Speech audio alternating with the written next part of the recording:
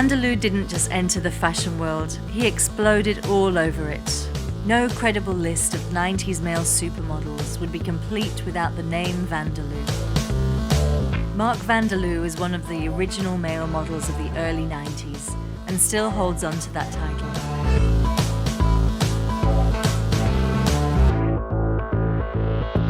I think I have an easy, marketable face, and I think that's what attracts a lot of designers.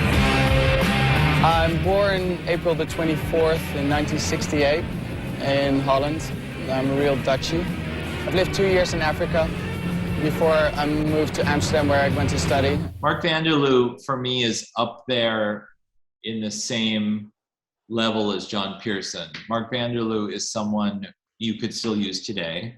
You can never overuse him because he's just so elegant and so strong and has gravitas. I remember one specific shoot that I did with Mark where we took him out to Long Island to this beautiful mansion.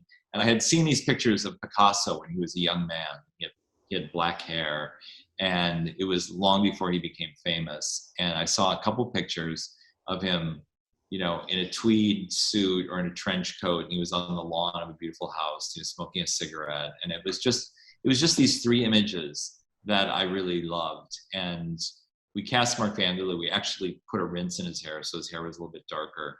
And I made the decision, along with the photographer Francois Hallard, to do all the pictures in Polaroid, so they'd have a graininess and a little bit of a saturation to them. So we did a tweed story with him. And he looked at the three pictures and he's like, okay, how many pages is this? And I was like, well, 10 to 12. And he's like, I gotcha. And he probably looked at those pictures for all of 45 seconds. And he completely, got lost in the character. And he embodied the spirit without it looking too retro. Something that I have never been a fan of is too much nostalgia. If I'm going to use, Pablo Picasso from the 1930s as my reference, I never want it to look like Pablo Picasso in the 30s. I'm just looking for an attitude. And he would pick up on it, and then he would give it his own flair, and the pictures came very quickly. Vanderloo fell into the modeling industry quite by accident. Vanderloo had accompanied his then girlfriend to a photo shoot for a Dutch milk company and was only there to drop her off. It was at that time that, luckily for us, one of the photographers requested to take a few of his pictures. Weeks after, the two became the healthy image of an advertising campaign of Dutch milk. When asked if he would have imagined himself as the top model he was, he said, "Least of anything I would figure I would be a model. It totally came as a surprise to me. I didn't intend to do this at all, as a matter of fact. When I was a child, my stepfather was an amateur photographer, and I never wanted him to take any pictures of me because I just didn't like it. If the man had to be described in one word, it would be charming." Versace, Valentino, and Calvin Klein are some of the designers who have surrendered to his charms. The Dutch model has often been called the Cary Grant of the modeling world.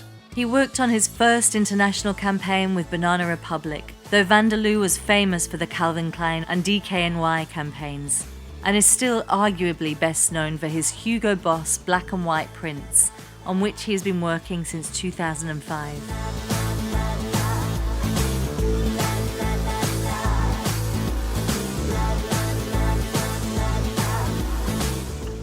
Vanderloo moved to New York in 1994 to be Calvin Klein's obsession model. It was after that he first appeared in Boss's couture and ready-to-wear lines. Mark was one of the first men to appear on the cover of Marie Claire in 1996. He was the #1 model in the world at the age of 22. I would like to thank the VH1 committee for giving me the award, and all the people I've been working with for the last couple of years. Special thanks for my parents who are here. Thank you very much for coming. The 90s were an exciting time for Mark. There were times when he was doing as many as 50 shows every fashion week. Even before delving into the acting world, Vanderloo managed to make an impression on the field. Derek Zoolander, the fictional character who was brought the profession of male modelling to the big screen, was christened through inspiration from the names of Mark Vanderloo and fellow model Johnny Zander.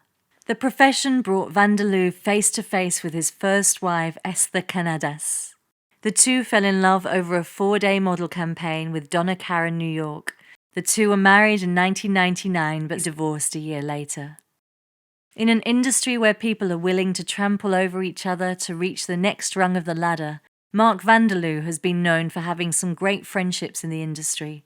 Vanderloo, along with his model friends Jason Lewis, Alec Lundqvist, and Keith Malos, were often called fashion's Fab Four. His high-profile Calvin Klein Eternity campaign with Christy Turlington shot him to fame and to the forefront of the fashion industry. He's been the face of Hugo Boss, DKNY, and H&M. He's appeared in magazines such as Vogue Italia, GQ, V-Man, and Vogue en Paris. Even to this day, Vanderloo is still a sought-after model. He was recently on display with D-Squared's Spring-Summer 2020 campaign. Shot by photography duo Mert and Marcus, Mark was seen resplendent in D-Squared Classics' distressed denim look. Mark is lovely. I remember giving advice to Mark when because he came in just after me and hit his ascent. And I remember seeing him and he's saying, how do you deal with it? And I gave him a lecture like daddy, sort of, look, make sure you keep your head and, get something, find something to do, educate yourself, look around, get another business. And I remember him having the grace to thank me later on, which was really nice. And he's an amazing model. Brilliant, beautiful guy, funny. Yeah, he's the A-team. He's tops and still doing it and still looking great and smart, living in Ibiza. Bought property in Ibiza. That's smart. My name is Alex Lundqvist. That's Qvist. I know, it's very hard to spell. Swedish-born Alex began modelling in the summer of 1994, tracked down by photographer Bruce Weber and Wilhelmina agent Sean Patterson after they saw his photo in an unnoted publication.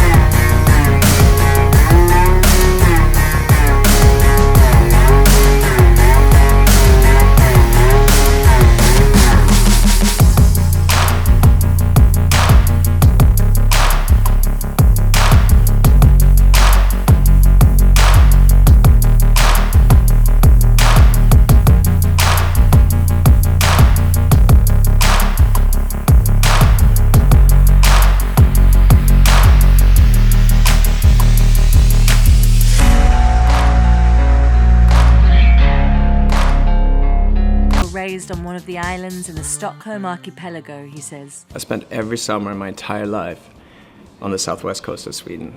It's a little area there. It has like one of the most amazing beaches. It gets cold here in New York and it gets darker, but Sweden is so much further north that the sun literally goes up, I don't know, like 10 o'clock and back down at 2 p.m. You have like 4 hours of sunlight, which is, it's brutal. I remember going to school every day in pitch black and home from school in pitch black. At 18 years of age, he undertook a 12-month stint in the army, where he was a tank commander. The army transformed him from a young boy into a muscular and very handsome man, but he swears that he would never go back. But a friend suggested that he should give modelling a go. At first, he didn't think it was his thing, and he thought he could do it as an extra job. His friend recommended him to an agency in Stockholm, and he modeled a little in Sweden. And I just finished the army service, and I was going in to study business and marketing, and my friend said he was going down to Milan. I didn't even have an agency or anything. It's like, all right, well, I'll join you. I've never been to Italy, so let me go and travel a little bit before I go into school. He appeared in the 1995 Lagerfeld campaign with Nadia Auermann, and within a week he featured in the Guess campaign alongside Letitia Casta and Valeria Mazza. He has since appeared in several of the Guess campaigns and television commercials. The name Lundqvist became synonymous with fashion brands everywhere, and he quickly became recognized as one of the top male supermodels appearing in magazines, including Elle, GQ, Playgirl, and New York Magazine. He's also graced the runways in Paris, Milan, New York for brands including Valentino, Versace, Armani, Gucci, and Calvin Klein. Lundqvist takes his work very seriously and is said to follow a strict diet and constantly work out. But he says the hardest part of his job is having to move abroad and live away from his family. To sitting in like a luxury hotel down in the Riviera, shooting a big campaign the next day, and I would sit there and it would be like Midsummer Eve in Sweden. I would literally start crying and just miss my friends and family because it can be so incredibly lonely also. And realizing that this hotel and that campaign it's nice and everything, but it's not the most important thing. He currently resides in New York with his wife, Kate Lundqvist, and their children, and can speak fluent English, German, Swedish, and a little French and Italian. Lundqvist is not just a pretty face, but is also a professional paintball player for the Jersey Authority. Can you make a career out of this? Out of playing paintball? Yeah. It's hard. Most other people have other jobs also. Then what do you do? I do a little bit of modeling.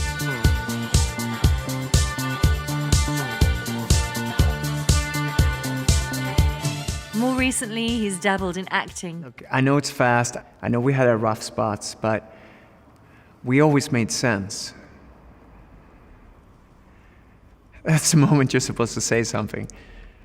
In 2002, he starred in the French erotic softcore film Total Romance: Initiation and its sequel Total Romance 2: Ultimate Games.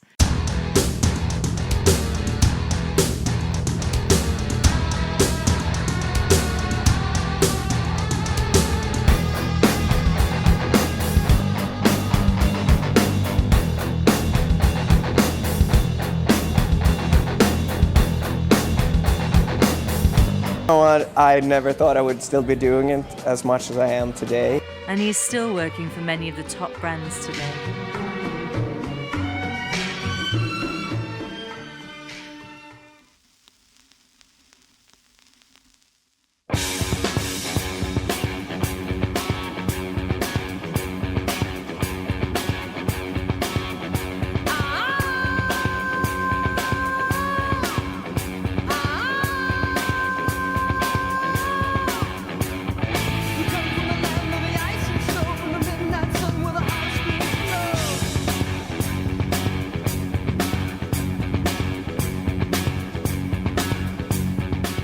I was roller skating on the weekends on Venice Beach, and some photographers saw me there and started taking snapshots of me and asked me if I wanted to do more serious pictures. And so we did some test shootings and went to Elite in LA with the pictures. And they sent me back to Europe to build up a book, get experience, and learn the business. I would say, the big break in my career was the Calvin Klein shoot with Bruce Weber and Carrie Otis.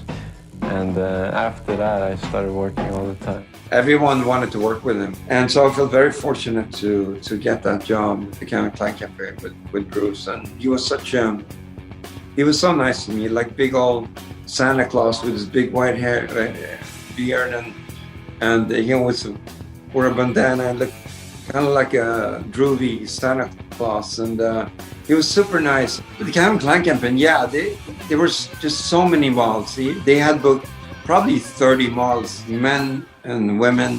And it was a week-long shoot, maybe even 8-9 days. And Yeah, Bruce Weber has a very particular way of shooting. He just, we all just hung out and he ran around and saw something, oh, that looks good, and took pictures of it while we were hanging out, and then at some point said, okay, Marcus, okay, we're going to do some shots just with you in the shower in the hotel. It's going to be pretty much naked, but you can cover yourself with a pair of jeans. And are you fine with that? I said, yeah, totally. He was so nice, so respectful and nice. And it was a little bit scary, though. In the shower, he had so many flashes and electrical cords were all over the place. I'm like, oh my gosh, am I going to be, I hope I don't get electrocuted here with in the shower, the water coming down on me. And that was where this famous Calvin Klein in the shower shot advertising picture came from. Marcus embodied like a complete Adonis. Marcus's physicality is as perfection as we get with the male species. You just looked at Marcus and his proportions were amazing. They were just right. He wasn't overly pumped and he wasn't like one of those super skinny guys that just kind of fit into tight designer clothes we get, that's it. It was almost like a ballet dancer, his body. The proportions were magnificent. These long legs and a broad shoulder and a smaller waist, and that he had his long hair, which was kind of interesting. And I mean, he's just great looking. And then you met him, and he was absolutely wonderful and totally into working and the photo shoot and getting it right. He's a beautiful specimen and like a beautiful human being, really, really stand up and really present. And what I think was really special about him and what made him stand out is both like his physicality, but also that there was a story and an energy within him that we didn't quite know. Like there was something else going on with Marcus, and we were never going to know it. There was no invitation to know what it was. There was just this like person that was portrayed where you wanted to understand and know more of him, and he wasn't going to ever say anything. Marcus knows how to work a camera. There's that nuance that it's kind of, he's almost seems like purposely nonchalant and almost there's that certain thing, and that's what makes it sexy, because he's not trying too hard. It's just natural. I think the other thing with Marcus that Charles mentioned too he was almost like a dancer. It was almost like ballet. And I think if you look at those Avedon shots, Avedon, some of those amazing things where he's kind of in those motion poses, and we've shot dancers, and it's very, very similar. And I think Avedon, who was one of our total idols and inspirations, like I think that's what Avedon, who actually even saw that in him and used him in so many of those amazing. And when you're on an Avedon set, obviously there couldn't be better. It's like modeling 101. You can't get better. So I think he honed his craft on those sets. He was that amazing combination of being very masculine and quite feminine at the same time, if that makes sense, because he was sort of beautiful, but he was also, he had this amazing body and he was big and strong, and obviously he wasn't going to pass for a woman, but he just had that great combination of masculinity and femininity, I would say.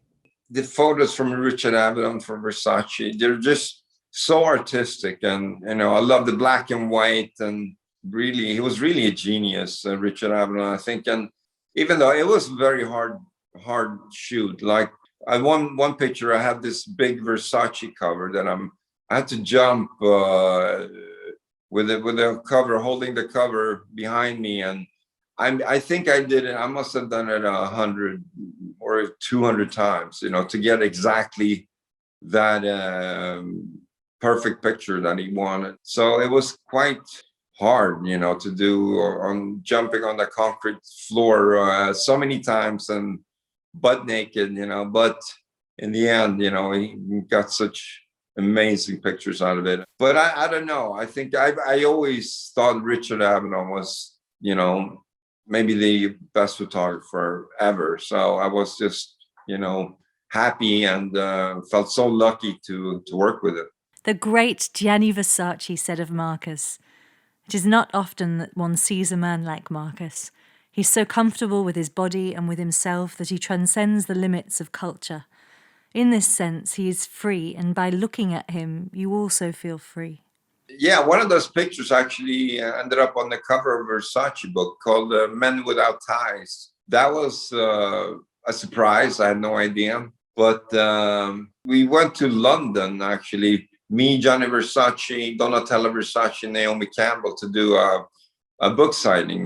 We all signed the books, and Gianni was good friends with Elton John. So we went to his house and had lunch, and that was a really nice, exciting experience too. And I got to spend more time with Gianni as well, because I hadn't really, he never showed up at photo shoots or anything. He normally stayed in Milan working, I guess, and hanging out with Gianni, Donatella, and Naomi there in London for a couple of days was a really nice time as well. Appearances for Versace and trysts with Pamela Anderson and Jessica Simpson very much included. No, I worked many times for Versace, and also his other lines, Istante and Versace Sport, and it was a perfect pairing for both of us. I mean, Versace used models that were kind of muscular, had good bodies.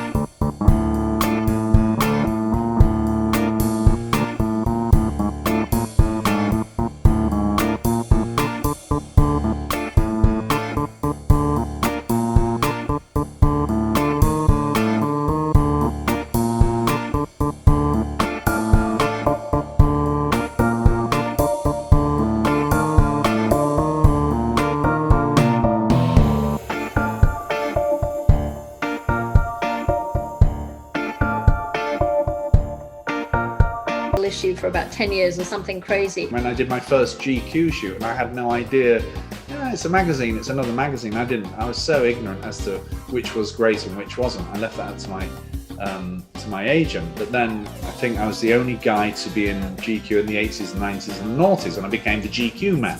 So I'd have people chasing me down the street saying, "Hey, GQ John, hey, Mr. GQ," which was kind of in New York and in Italy and in London, all over the place. Herb Ritz once said of John, "Mr. Pearson is a natural and needs no guidance or direction."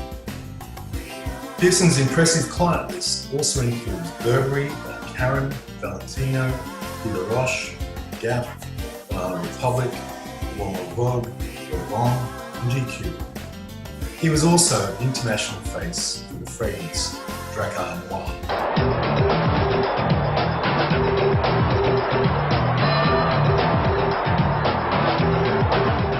Really didn't stop for a good 15 years. Solid, non-stop working, traveling the globe, working with the best photographers in the world, of the generation before me and the new generation and the next generation, and the best, all the girls and all the great art directors, all the great sort of fashion brands and houses of the world, as well as the sort of, the high street as well.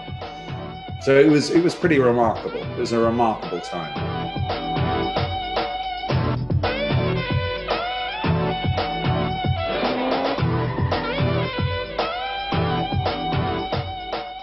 when I got to New York, it was totally different because I'd been in Japan for 3 months working. I'd made some decent money that would, you know, pay for my trip and give me a sort of a few months in New York. I got to New York, and within, I think, 2 days, I was doing this job with Cindy Crawford. I was in my first limousine, you know, in my life. I was paid very well for a couple of pictures and ate the most delicious food that I'd ever had. I thought, this is really good. America's quite cool. 2 days after that, I was on the cover of Self with Uma Thurman. And then then it literally didn't stop. In all honesty, I was a little intimidated by Uma because she was a star, and I think she's just done a movie, and she was just incredibly bright and confident and drop dead gorgeous. And I think I might have been a bit tongue-tied at the beginning, but I had to learn, you know, I had to learn to deal with that. And that happened with a few of them, but you just have to learn to cope with the situation in a way that sort of makes you feel, you know, you feel good. Pearson was catapulted to international stardom for his appearance in the now iconic George Michael Freedom 90 music video, appearing alongside Cindy Crawford, Linda Evangelista, Chrissy Tony, Naomi Campbell, Tatiana Petits. George was so lovely. He was so charming. I think the other thing too that was interesting in the Freedom video, which obviously highlighted all of these models, they did mix in somebody like John Pearson, who was just like so incredibly, you know, handsome. So it was kind of George Michael and the directors giving a little nod to, you know, there are the guys, you know, also. First time I saw the video of Freedom 90, I was on a shoot in a hotel in Miami Beach, and it was a kind of a boring shoot. You know, it was a bit like waiting for the paint to dry. And we were in a bar in this hotel, and MTV was on, and it suddenly came on. And I was like, oh, I think I did this. And everyone around me just went bonkers. I mean, really bonkers. I was like, what? Is it that good? I didn't really know. And that was it. And so then I realized that something was here, and we didn't have mobile phones though. But when I went back to the hotel, I had 20 faxes and messages from agents and friends and people and other clients just saying, this is amazing, it's incredible. So that's when I knew it was something pretty important. In the last half-decade alone, Pearson has worked the pages of Vogue Italia and Interview, flaunted salt and pepper hair in youth-driven indie magazines like V-Man, Hercules, and Arena En Plus, and put teenage waifs to shame on the Prada runway. I still, to this day, I think before lockdown, I always seem to manage 1 or 2 really cool editorials every year, which is kind of nice. Given I'm 125 years old, I can still, you know, work with the young'uns and give them a run for my money. It is interesting, actually, as I got older, I was doing this client for about 10 years in London, a shirt maker in Jermyn Street, and they always pair me with younger guys, you know, and they're always active jobs, and I'm just that guy. I'm just always have to be quickest in the run. I have to be fastest on the bike, and it's really pathetic. It says so much about me, but it is who I am. The dashing granddaddy of supermodels still holds his place in the industry, with a fan page in the blogosphere and a burgeoning presence on Instagram.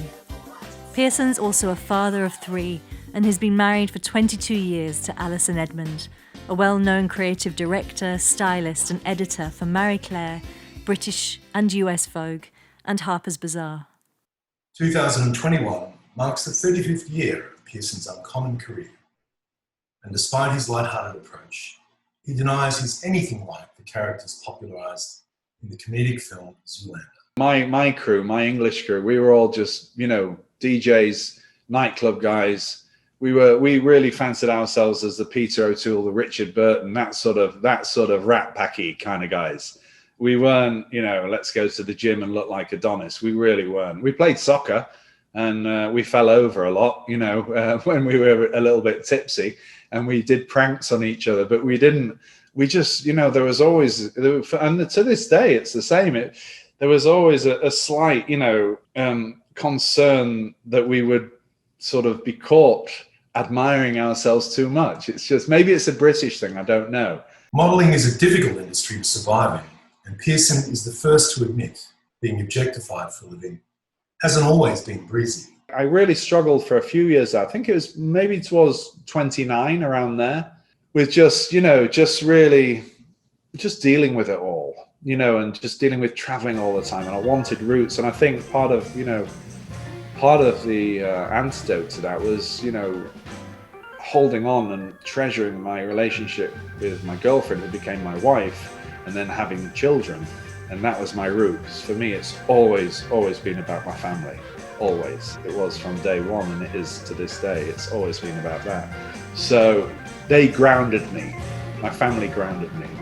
And more so as we had children, I was just very, I didn't have time for any of the superfluous, bullshit. And I got a better grip of myself and my understanding of life. Pearson now lives in LA, and besides modelling, also works behind the scenes. He's a contributor to various magazines, and also an editor. He's producing a documentary on spiritual leader Sadhguru, founder of the Isha Foundation. When COVID hit, launched Mr. Phil, a cheeky, in-depth online magazine aimed at the modern man. Things may have slowed down a little since his heyday, time before musicians, reality stars, athletes and actors became first pick for endorsements, the glossy covers and the multi-page spreads. But Pearson, a recent convert to the cult of hot yoga, is still moving, shaking and setting new trends. It's really vital that you just keep interested in lots of different things. Keep observing what's around you. Find niches within the market that you're involved with where you could probably capitalize and, you can exploit, you can provide something, a service or something.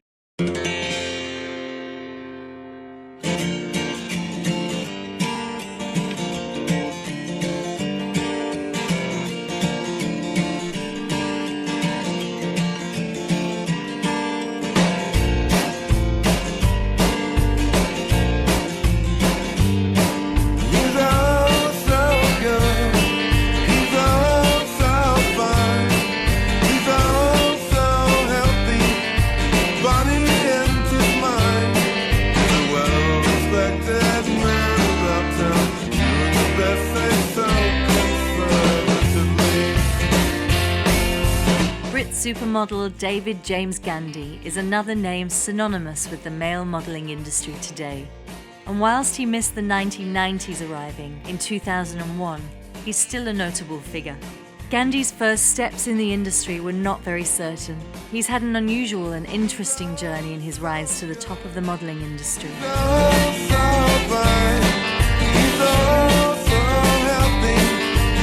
David Gandy at this point is iconic. I mean, the man is Mr. Perfect. I did a cover with him a couple of years ago for Taiwan GQ, and they were doing a special issue based around the suit. And I've only seen David in a very, very dressed up way, or I've seen him in a swimsuit for Dolce & Gabbana.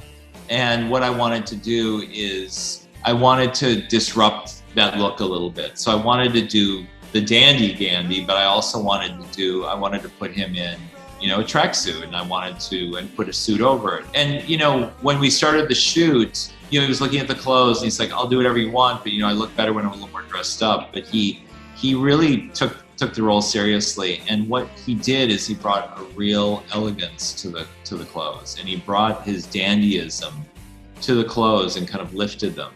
Gandy was born in Billericay, Essex, England.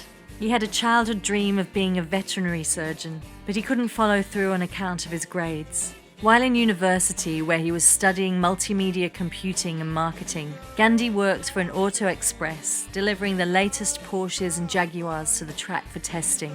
Luckily for us, it was around this time, in 2001, that his friend and flatmate entered him into a modelling competition on ITV's This Morning.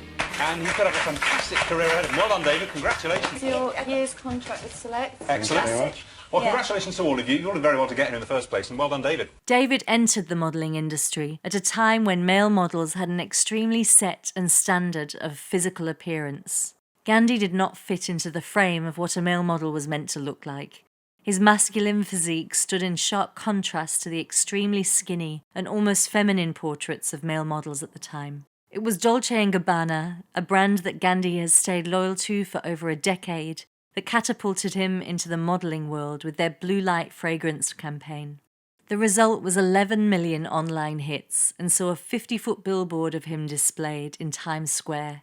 After that, David Gandhi became a name that you could not ignore. For me, he's the eternal dandy. He's the man who always looks good in a suit. He loves tailored clothing. He is a suit monster. He loves tailored clothing, and he knows so much about it. He probably even knows more than I do. And he's British, and he gets his suits made on Savile Row, and he's incredibly knowledgeable about suits and how they're made. And he really pulls it off. I mean, when I go to London for the men's collections, he's front row in every show. And I think he changes 2 or 3 times a day, and it's a different suit. And it's a lot of the looks you think, wow, I don't know if I could ever pull that off. But Gandhi always does, because he's such an elegant guy. Gandhi addressed his role in changing the look of male models in the industry in his interview with ABC's Amy Robach. "I didn't follow the trend, I bucked the trends," he said. When talking about the Dolce & Gabbana picture of 2006, he said, "I have a personal love of that picture. It changed my life. But as people said, it changed the industry, and that's not an easy thing to do." He has since then worked with female supermodels such as Gemma Ward, Scarlett Johansson, Giselle Bundchen, and Naomi Campbell, as well as male models Noah Mills, Tony Ward, Adam Sen, and others. Mario Testino, a name heralded at the height of legends amongst the fashion photographers of our time, was heard referring to Gandhi when he said, "David has something of what the 1980s supermodels have. He radiates health and positivity. I think he has what it takes to be very big. It's exciting because it signifies a real shift in men's fashion. The male model world is changing." So I think some people see him as like this body, but he really is the Clark Gable of models, because he's smoldering. He has a little bit age to him. He has a lot of gravitas, but he knows so much about tailored clothing that he always looks elegant. In 2009, Gandhi was selected for a BBC4 special entitled 7 Photographs That Changed Fashion. Fashion photographer Rankin used Gandhi to recreate Fred with Tyres, originally shot by Brits in 1984. After breaking through the stereotypes early in his career, David Gandhi hasn't once slowed down. In 2010, he made the male modelling history twice. He became the first and only male model nominated for the BFC's Model of the Year award, and the first male in his profession to appear on BBC One's Friday Night with Jonathan Ross. Male model to walk the Union Jack catwalk at the close of the 2012 London Olympics. David isn't ashamed of admitting that he has used his foothold in the fashion industry to walk through many different doors. He is a man who chases his passions. In the past 5 years, he's launched a signature line, David Gandhi for Autograph, with Marks & Spencer. He writes columns for The Telegraph and GQ on everything from suits to sports cars. He has 2 apps, David Gandhi Style Guide for Men and David Gandhi Fitness and Training. The male supermodel owns his own protein-based ice cream business, Way Hey, and a sock subscription business called the London Sock Company. He also acquired footwear brand David Preston. He is equally active in his charitable work, from participating in Fashion for Relief fashion show to raising money for victims of the Haitian earthquake and being named the first celebrity ambassador for the UK's Battersea Dogs and Cats Home. Gandhi participated in the Marks & Spencer's Spark Something Good initiative, in which hundreds of volunteers completed 24 projects over a 24-hour period throughout the UK. It's not always about donations. A lot of people can't afford that, but they still want to do stuff for charities. Just putting hands on deck, and I think a lot of people want to do that, and the platform is quite good, lets people know what's going on in their community. I hope that continues over the next coming years and people volunteer. Spark something good! What are you doing? Stop that. Are you listening to me? I told you to stop it. You can't take pictures of people like that.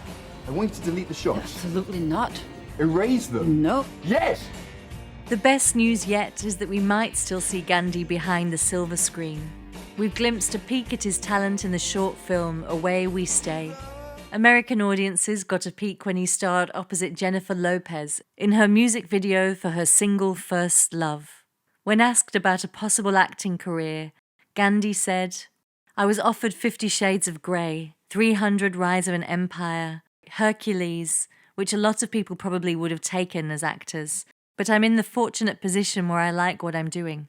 I don't feel the need to act."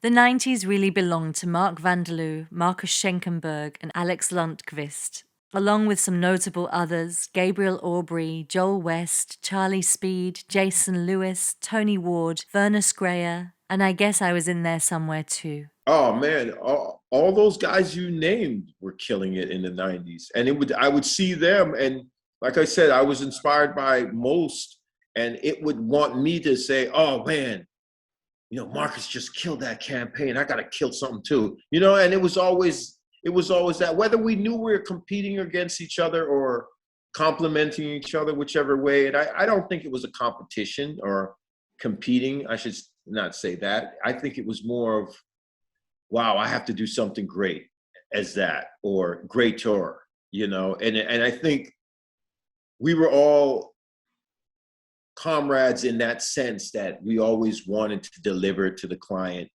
the best. I mean, there was a few guys that I worked with that were lackadaisical or just, not really interested. Most were just driven.